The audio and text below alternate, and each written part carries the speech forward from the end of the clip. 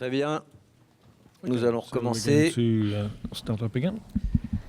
Alors, avant de démarrer cette conversation, Before we begin this on a choisi le conversation, format conversation parce we've chosen a conversation format because we felt to be more fun and more interactive. The idea is that we're like you're around the table at home and you just talk about a subject and you say whatever you like. Before we go any further, I'd like to just explain the speed dating to you. In fact, we have 10 people who will be the hosts.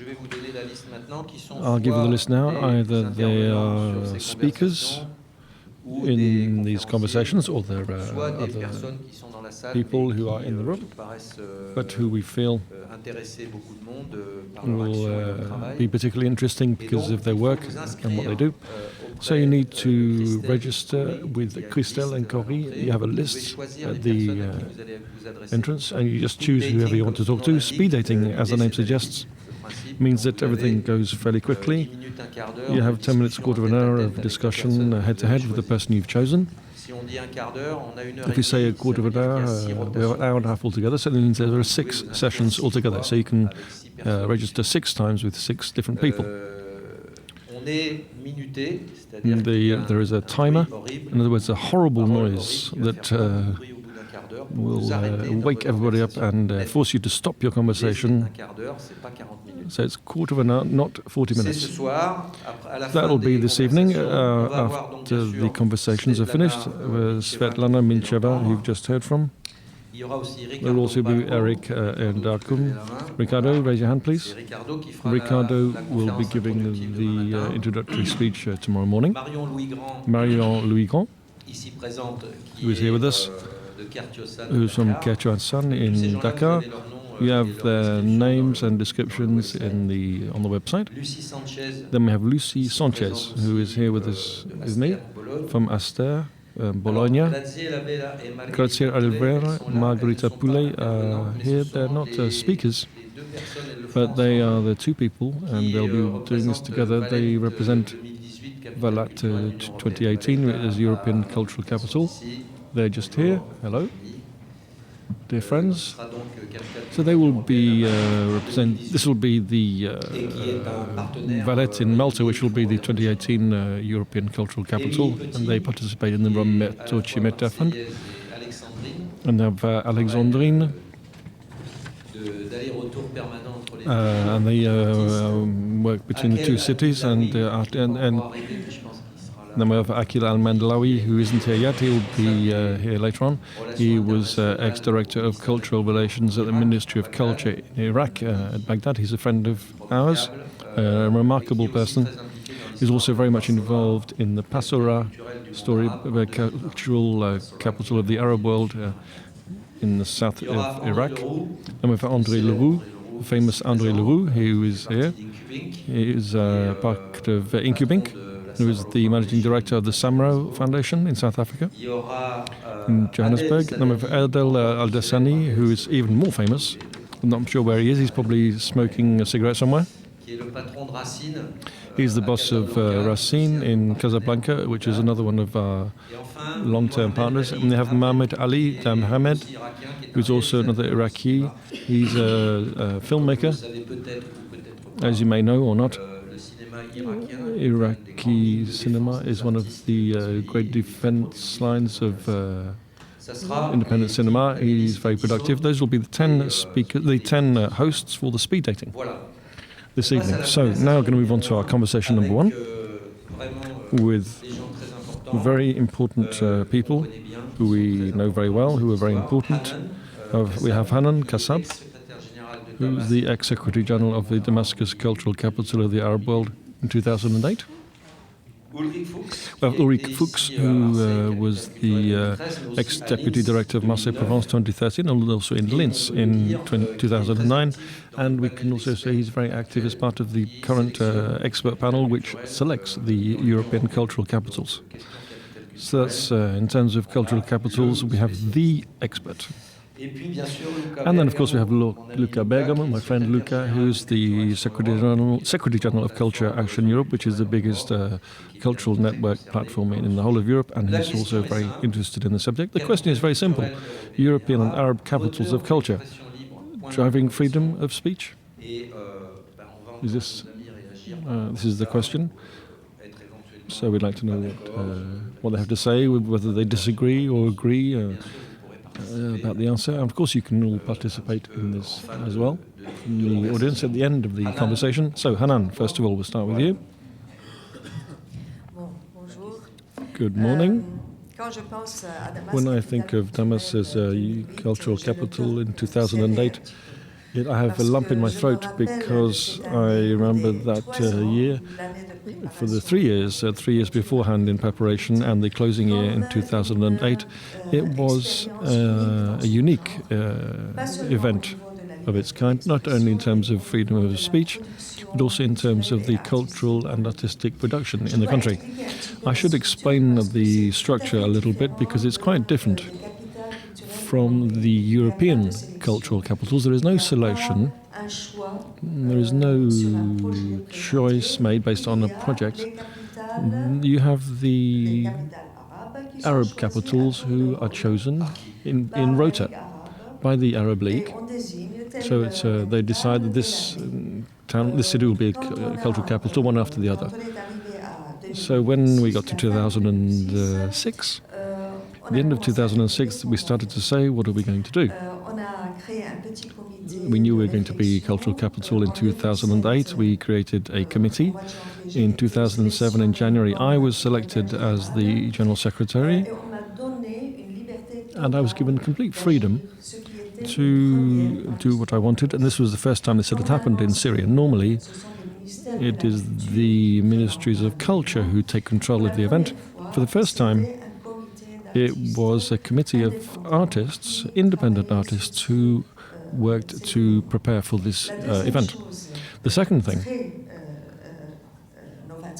that was very innovative was that we changed the title to correspond to our vision. It wasn't Damascus, capital of Arab culture, but cultural capital of the Arab world, because we wanted to open up Damascus to the cultures of the world and to welcome the best cultural expressions and artistic expression of that year. This led to a lot of discussion, a very controversial discussion with the Ministry of Culture, who were absolutely furious because they thought that this was an attack against Arab culture, whereas that wasn't the case at all. And even now, I'm still being criticized because of that. The third very important thing is that we had a management committee and a board of directors consisting of well-known artists and personalities. But the team really working in the field consisted of young people. These were my former students, and German was one of those people who worked in the team.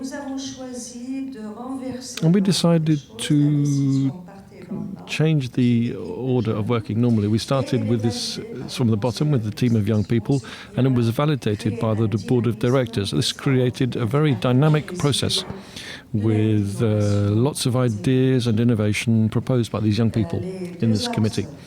The two themes that we identified were, first of all, an opportunity to improve the cultural infrastructure. So we worked on the different venues, on the transformation of certain venues which weren't cultural to become cultural locations. The second theme was training. We had a lot of opportunities to give young people and artists training, and especially when we invited an international organization, it was always a good opportunity to organize training courses. So it was a year full of dynamic action and success. We had the best artists in the world who came to Damascus. It was a fantastic experience for our team to work on cultural management, which was something that didn't really exist. There was no training in this before. We also were able to think about the cultural strategy and the cultural policy, which now, with everything that's happening in Syria, helps us to define the new lines of a new cultural policy once the current situation has been resolved.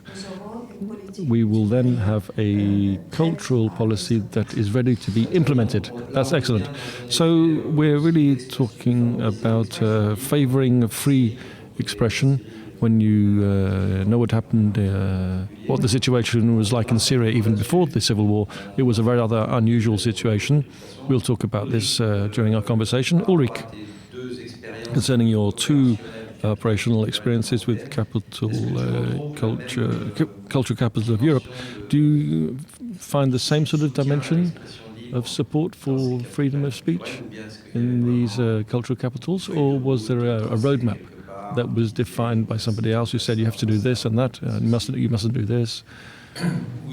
Well, you might think that in countries like Austria and France, you are completely free to program different projects without any interference from the public authorities and political authorities. But my first remark is that this is not the case at all. Because, first of all, in the best possible case, you have a mission that is defined by public authorities. You don't have a blank sheet of paper, you have an artistic mission. This is one of the criteria for the European cultural capitals. And in fact, this is the correct term. In fact, a European cultural capital, not European capital of culture, but European cultural capital. So there's a certain artistic independence. That's also a criterion for the candidate cities, and this is one of the criteria in the European Union, that the local authorities and the state and the city who will be nominated have to respect artistic independence, and the artistic director is selected on an international level. That's something that's difficult in itself, because it's not always abided by. If we look at what Lena was talking about, there's a bit of a contradiction there, really. You don't have a blank sheet of paper. Yes, also we need to specify something else. First of all, you have a mission that is a political mission, in other words, to develop a project for a certain territory. And to specify what happened with Marseille-Provence 2013, this was very clear in the framework of programming, that we had to put the priority on projects in the territory, not in the city itself. So this meant that we also sometimes selected projects which we felt were very relevant to the territory, but weren't perhaps the best projects. Another criterion was artistic excellence, and so we also had to respect these two values, artistic excellence and a federating project. The priority was given to projects that would help artistic development throughout the territory. So this was the first restriction.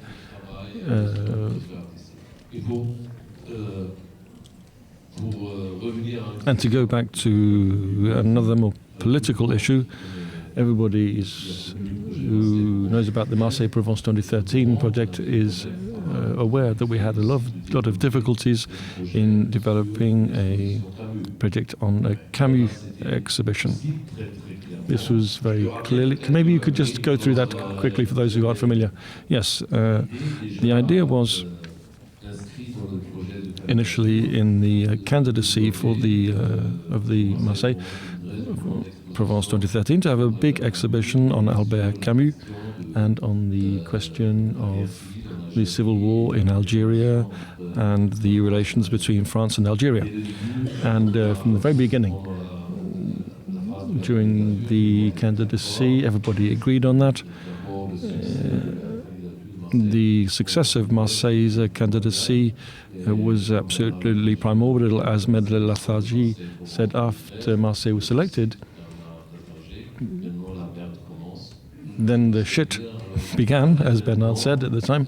In other words, we had to keep all of the partners in this territory, in the Bouches-du-Rhône, where we know that, for example, between Aix-en-Provence and Marseille, it was very difficult because they are completely different cities in terms of their governance, although the two mayors are both from the same party.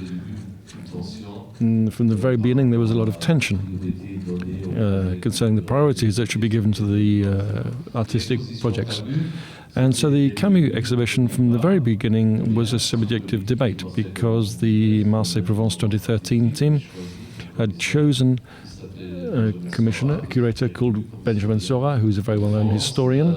He was to be the curator of the exhibition, and he's also somebody who is very much on the left wing politically. And so this created a lot of resistance, especially from the Aix-en-Provence city authorities. And we had a political debate about this question, a huge debate. Without going into detail, we were unable, as the Marseille-Provence 2013, we were unable to organize this project as we wanted to.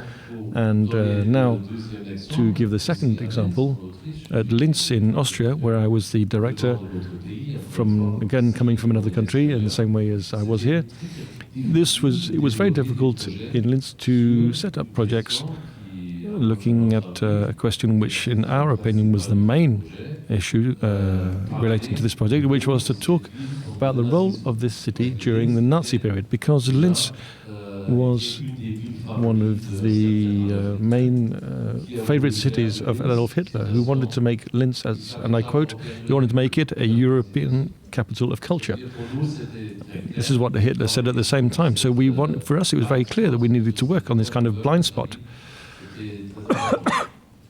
of the city, and so this is very important to us. And so we were able to organize a lot of other projects, but again, there were resistance against this. We also had to defend freedom of speech and artistic expression in a country which was democratic and liberal. So I very much appreciated your introductory speech, and you emphasized the fact that between the dictatorships and liberal democratic countries, there are differences, of course, but at the same time, it's you can't say on one hand you have complete freedom, on the other hand complete dictatorship. It's not black and white. Yes, absolutely, yes. So we had a resistance from public authorities and also from public opinion, and from artists, and artistic management had to develop projects going against a certain political and societal resistance. And just to add a last remark concerning your speech, Svetlana, when you talked about your experience in Bulgaria, this also reminded me of an example I'm familiar with, which is East Germany. If we now look at the current situation in this part of east of Germany, it's a source of despair, because you have the rise of the far right, which is very, very worrying. Even in Germany, they now talk about the dark Germany, Dunkel Deutschland, when they refer to the former East Germany. However, during the years of the ex-GDR, there was a very rich cultural life, and it was very independent, yes. We organized pilgrimages to ex-GDR. I was a student and then a professor at the Free University of West Berlin, and very often we went to see shows and theaters and exhibitions in East Germany, where under dictatorship the artists and cultural players were able to develop a lot of projects which were absolutely fantastic, really excellent, under a dictatorship, of course. You don't want to have a dictatorship in order to have cultural projects, of course, obviously, but as you said, things are not simple. It's very paradoxical. It seems very paradoxical, and I think it's really worth looking at this more closely. You don't have free countries and countries under dictatorship, where you have complete freedom of artistic expression in the democratic countries, and the opposite in dictatorships. It's not the case. Luca, since you are in the heart of independent cultural networks in Europe, this question of cultural capitals, I know, is something that is very relevant to Culture Action Europe. You're in work with the European cultural institutions who decide which city will be the next European cultural capital. So what's happening with these this issue of a European cultural capital in Brussels? Not much. I don't know, really.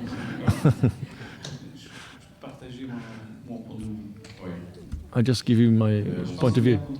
I think there is a contradiction in what we say, because European cultural capital is not an artistic project. It's a political project, a political act, above all. That's the first thing we have to say. I think good and evil are linked in this way. I also think there's a certain absence.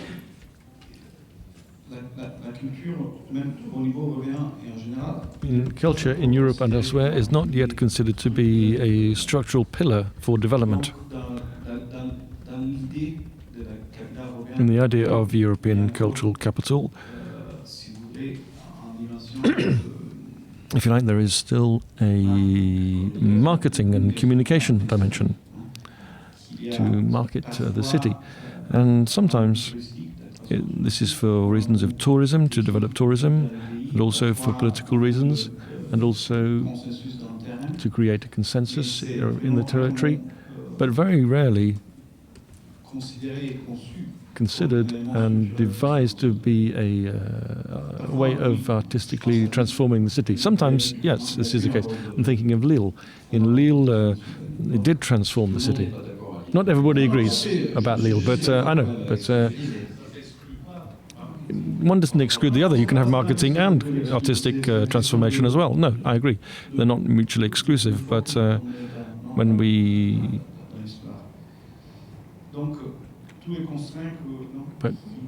But all of the constraints are due to these multiple dimensions that are involved. There are many different interests behind this. So if the question is asked, I think the answer is rather vague. It's not the European cultural capital in itself that will be a driver for freedom of speech and artistic expression. It's more the project behind that, the political decision to have a city as a European cultural capital. I think it's important to say that. Ulrich, you are now in the selection committee for European cultural capitals. Are the elements that Lucas mentioned involved in the selection process, or not? On one hand, I agree with what you've said, Luca, but I think we can see that in a more positive way. What you've said in a rather negative way. No, it wasn't negative what I was saying, no. In my opinion, I think we have to, first of all, realize that a European cultural capital project is like any other project. And this is thanks to one thing, which is a very positive thing for Europe, which is cultural diversity. With my team in Linz, we organized 300 projects. And none of these projects, apart from 2 of them, were adapted to Marseille-Provence, because Linz is a completely different country, a city with a different history and different cultural diversity and a different cultural life and memory and history, etc. So this means this excellent project, although, and this is something you also have to say, there were some failures. It wasn't a history of 30 years of success. There have been European cultural capitals which have been disastrous, even, and which failed in their mission to develop projects. But most of the European cultural capitals have been successful. And this is thanks to the fact that this cultural diversity that we have in Europe means that each European cultural capital has a different driver a different dimension. Sometimes it's more of an urban development project, sometimes it's more a question of changing image, sometimes it's a question of developing cultural projects because the city has a lack of cultural projects. Sometimes it's because you have a lot of projects and lots of cultural excellence, but something else is missing, such as opening up to the international scene. So this means at the beginning of each project and carried out by the team behind a European cultural capital, they have to analyze the current situation. What is missing? Where are the weaknesses? Where are the strengths? And then you define the mission. Luca, do you think that European cultural capitals in the EU, as Ulrich has described them, have really had an impact? A positive impact? On the in the European Union as a whole? Is it something that if we look at if you were emperor of the EU next month, would you continue with the European cultural capitals, not to mention the money side of things? Yeah, well, for different reasons. This is what's interesting. I see a very dangerous process, which is a fracturing of Europe and its values. And I think that one of the centers of resistance in Europe are the cities and the cultural diversity in the cities. So from that point of view, I wasn't being negative earlier, but however, I would like to strengthen this dimension. I think that European cultural capitals are very important as a local political project, rather than as an exercise in artistic creation. I think the basis for European cultural capital is that they have a well-structured project before. And so this means we move from a Europe of nations to a Europe of local authorities. Well, that's what I would like to see, yes. We haven't got there yet.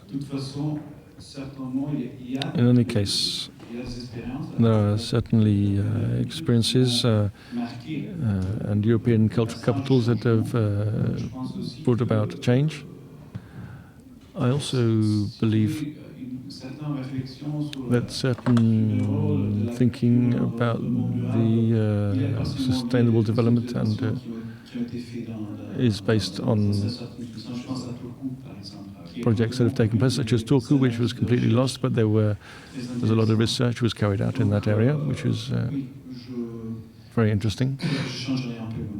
So I would change things a little bit if I could. Hanan, are you familiar with how things are going to take place now? Because there will continue to be cultural capitals of our world in the future. Yes, after 2009, it became difficult. 2009 was Jerusalem was the cultural capital. It will continue. It continued until the political situation made it impossible to organize such events. I know that the project to make Ironman a cultural capital was bound to fail because of the events. I'd like to go back a little bit to the idea of the political stakes. It's true that there is always a political dimension to the selection of the capital in the preparation of the event. And I remember that in 2007, the year when we were preparing for Damascus to be the cultural capital, Syria was almost boycotted by the international community because of the presence of Syrian troops in Lebanon. We knew that, and we knew that at the same time there were a lot of political prisoners in the prisons.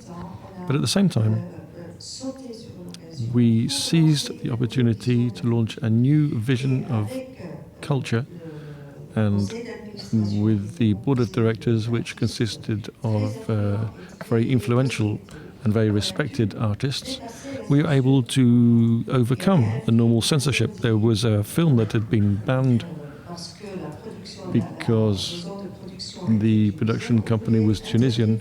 They wanted to ban Fallou Ajaibi from coming to Syria. So we said, it's impossible. If you ban this film, we will resign. And so the film was screened. So for the first time, we're able to impose cultural diversity as being a dimension of our project, and Kurd music was performed in Damascus, which have been inconceivable before that. Yes, it's important to talk about minorities in Arab culture. And for example, we had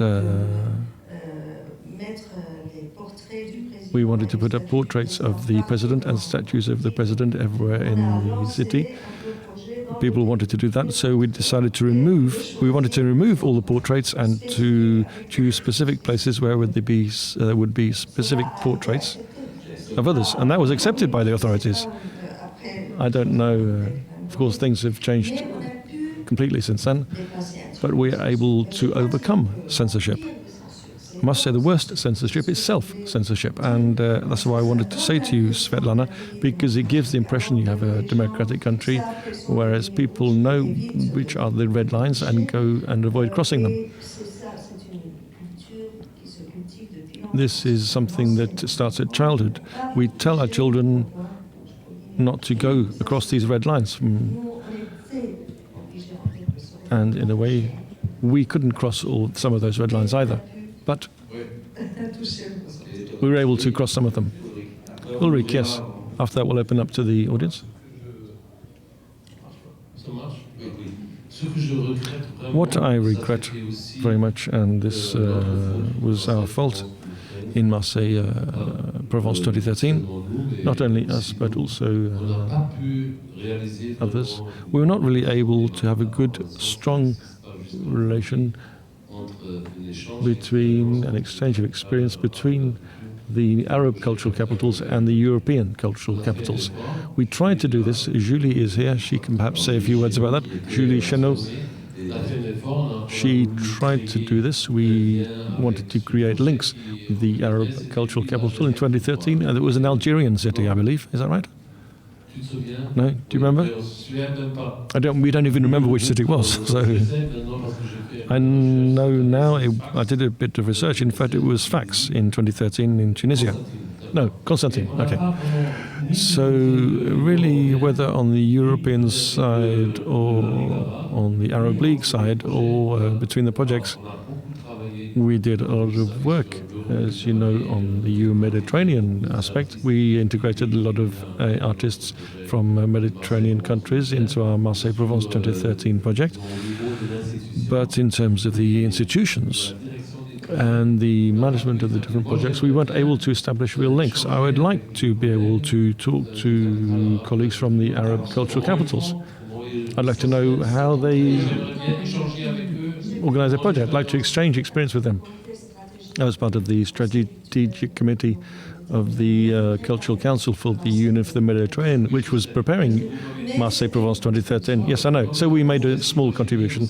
Yes, but it would be good to have a true exchange of experience as well at the management level of these projects. Before I hand over to the audience, I'd like to say that the reason the Roberto Cimetta Fund is involved in this event here today is that it is supported by the Baka region on a project called Awasem, which is an exchange between Arab and European managers of the different cultural capitals. So we're going to get people circulating, and now we have our Iraqi friends are here today because they will be cultural capital till in 2020, and people from Valletta in Malta in 2018 as well.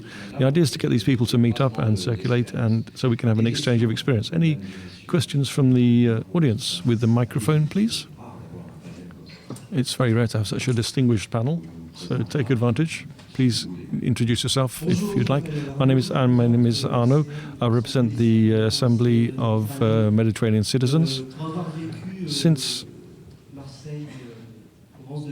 I was here during Marseille-Provence 2013 project, and I was able to look at the history of some previous cultural capitals of Europe. What is a shame is that in Marseille, a lot of the local associations of varying size who had cultural projects were not given sufficient support. And I think, on the contrary, with the economic development of Marseille, became an increasingly important aspect in order to have as many hotel beds as possible and have the tourism marketing. Of course, there were some changes that took place in the city, but I think we need to carry out an audit today to see what were the consequences and to see whether there is still support for associations that have cultural projects here today, regardless of how large they are, and to see whether what is the cultural process behind that.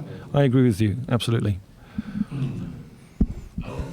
Well, I propose a direct answer here. The goal of European Culture Capital is not to support all the cultural projects of a city. That's not the aim. I.e., you have to be selective, select the best projects. And it means that the results in the end is that you had a few cultural actors that were strongly solicited because they developed good projects, and others that did not take part in this project because they did not develop projects that seemed, at least for the commissioner or the direction of the project, that were projects to be supported. It's tough, it's tough. It's not with a razor blade that you will... You can't water all the projects in a city. It's not the goal of a European Culture Capital. Marseille-Provence, it wasn't Marseille-Provence, a French capital of culture, or Marseille-Provence, a European capital of culture. It was Marseille-Provence, Euro-Mediterranean capital of culture. That was the real name. And with a defined budget, then, okay, you have to make choices. And the result in the end is, unfortunately, or fortunately, I like competition. I like competitions between cultural actors. Again, in the end, you have to make a choice. The commissioner has to make a choice, like all the theater directors have to choose, or the festival programmers, name them. You agree or disagree? Well, sometimes no. What I mean to say here is that you can... You imagine when you talk about culture capital, you talk about cultural associations. You can imagine a culture capital who has as a cultural line. You can even imagine that you have a cultural institution whose function would be to foster capacity building, or let the society express itself. But then this changes the whole nature of how you imagine a cultural institution, public institution. I think culture capital can do the same choices. So I don't agree that, by all means, the European Culture Capital project should be excellence addressing Europe. No, it's a choice. It's a legitimate choice, and it depends on the political interpretation of the choices. I don't think that in this phase, more specific phase, that the role of cultural institutions, I think it should be to ensure a public commitment, the commitment of the citizens. For instance, when you need to rehabilitate the social fabric, for example. So I don't think you should always seek excellence. It's obvious that you need excellence, but it should be more open. I think it's better to develop a project in which the structure attracts cultural producers who are committed with the project. There's a different way. I understand that you can take other options, but for me, it's not the only way. You should. So just one word here. In my opinion, it depends on the city.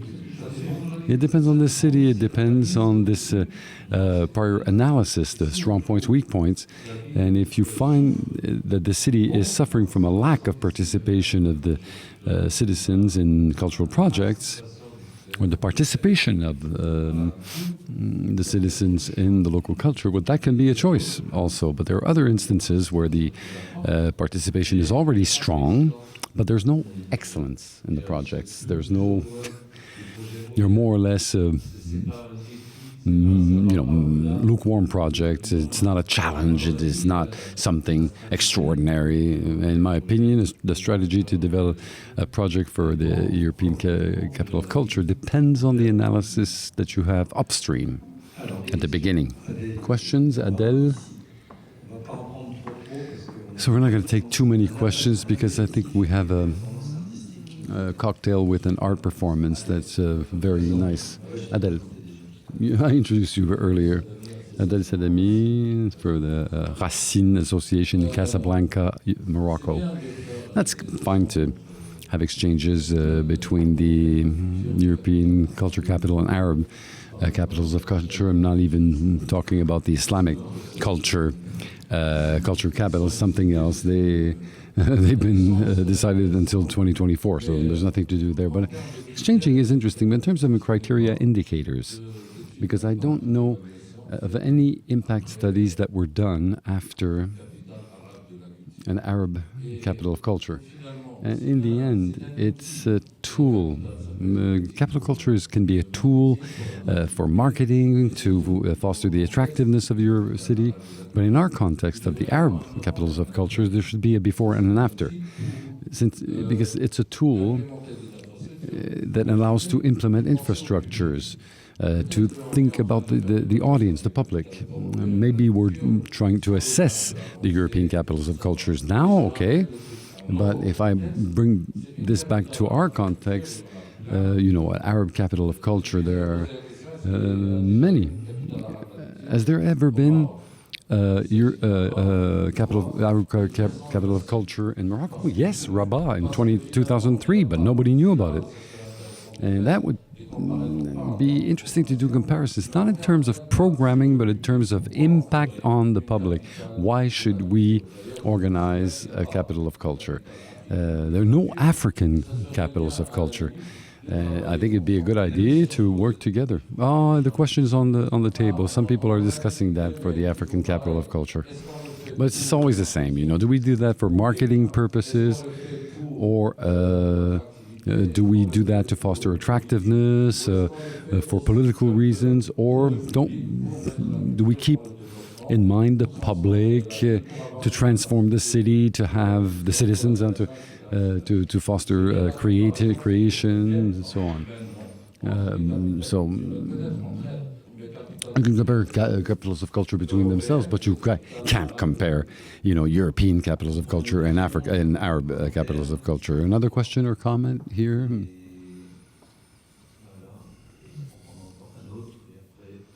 Maybe two questions, and then. My name is Marine de Saussure. I work at the Center of Metropolitan Studies in Berlin. Thank you for this exchange, this conversation. I have one question with a view to the European Capital of Culture. You're talking about a development for the theater with a political impact. I was wondering, in the case of Marseille-Provence 2013, to what extent can you establish a link between the capital, ex-Marseille-Provence, and Marseille capital of culture? Vaïd, I think you have a quick question, and then Jumana.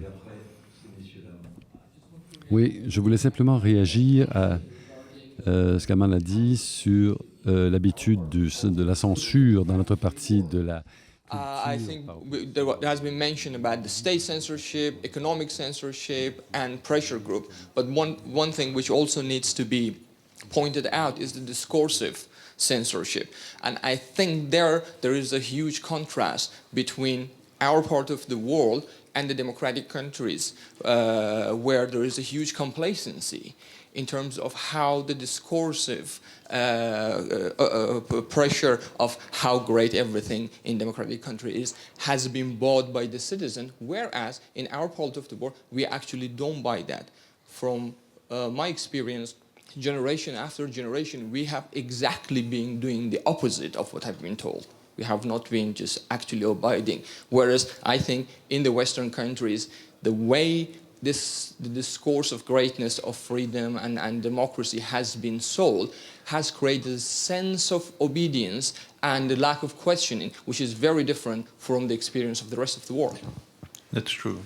Jumana, and then vous pouvez réagir. Oui, c'est juste un petit témoignage. Quick testimonial here, not a question. I think that fortunately there was the Arab capital of culture in Damascus in 2008, because it created a lot of opportunities to the artists for work, and it enabled them, since there was this opening up to the world with people who came to do live performance projects in Syria over a period of 12-14 months. So this enabled local artists to set relations, and then after 2011 they could use these relationships. These projects were started thanks to the Arab capital of culture, and they continue on an individual basis in different locations in the world. And what highlighted Adele, the public, was it, Adele, was there an impact on the population, not only on the art world itself or on the image of the capital, but as far as the populations are concerned? Because that's a big question for Marseille-Provence 2013. There are a lot of criticism, whether it's justified or not. I don't want to get into that debate, but the fact that a large part of the population didn't feel concerned by the event. No, I don't know. I was in charge of the musical program, and if I think of the audience that there were the public that came over the first or second month, and then 12 months later, how the public had changed. We saw people that we would never see in musical concerts, families, women, youth, students coming from other cities. Yes, I think we had a genuine impact on the public of the city of Damascus. And people were sad when this event was stopped. They wanted us to continue, that the festivals would be continued. There were visits in the city. Hannah can talk about that, but they visited different districts. Hanan, could you, Ulrich and Luca?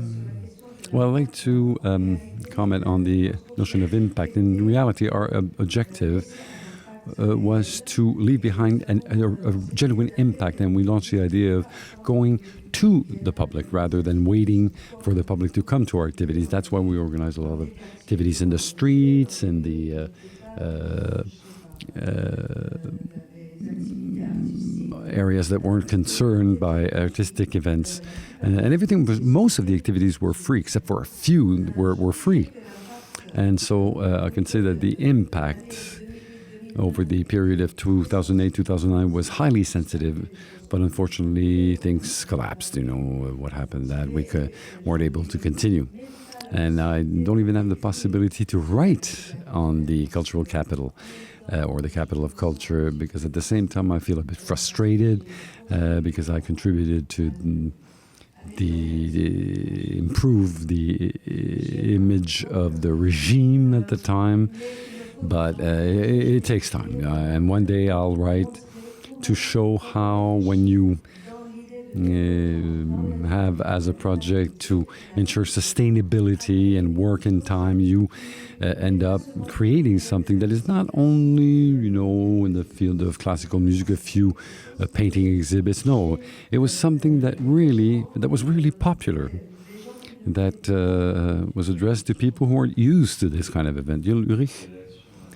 Any reactions to what was said? Well, just two comments. I can share this experience with the change of the public over the year of Marseille-Provence capital of culture. The experience in Marseille, well, we prioritized the projects that were in public spaces, free of charge, and we saw the change in the audience downtown, the downtown area around the old port. At the beginning, the old port was inaugurated as a pedestrian zone at the beginning of 2013. At the beginning, it was more or less the same audience, but with the projects that were organized, the public changed. You're right. We did not propose enough projects in different districts of Marseille. There's also a budgetary limit, but the change in the audience, the curiosity of this audience, the opening up of culture to a lower income public, well, that was one experience we had. And the second question on the métropole Marseille-Provence, it's a difficult question. Normally, the capital of culture projects are for cities. The European capital of culture concerns a city. And there are exemptions where you have a territory, more or less a region or what have you, under the leadership of the city of Marseille. But this was also one of the challenges of the 2013 project. For example, Aix-en-Provence was involved in the project, but was not in the title of the program.